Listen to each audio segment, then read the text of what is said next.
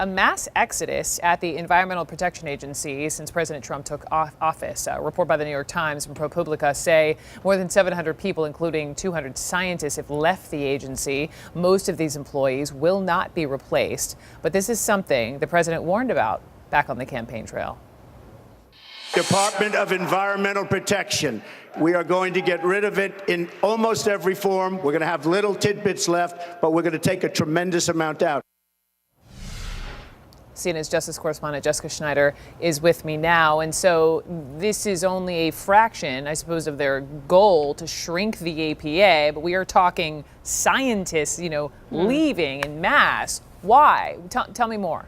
Well, Brooke, as you heard there from the president, this is all part of that broader goal from the administration to drain the swamp. It was back in April when EPA officials put out a memo saying that it did plan to streamline its workforce through buyouts. And that, of course, was after the president issued an executive order aimed at cutting back at agencies all across the board.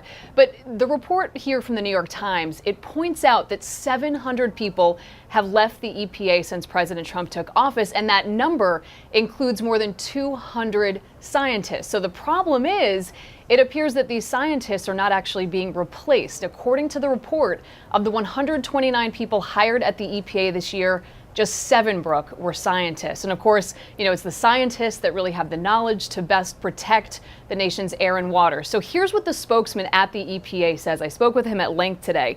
He says we currently here have over 1,600 scientists at the EPA, and less than 200 chose to retire with full benefits. He continued on to say, with only 10 months left on the job, Administrator Pruitt is unequivocally doing more with less to hold polluters accountable and to protect our environment, referencing there to some actions taken in Texas and finding several Fortune 500 companies.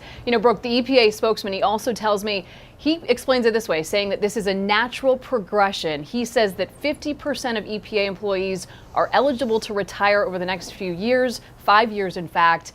But it really, Brooke, doesn't look like the EPA will be replacing a lot of them, all of this effort to scale back. And obviously a lot of concern at the EPA because of it.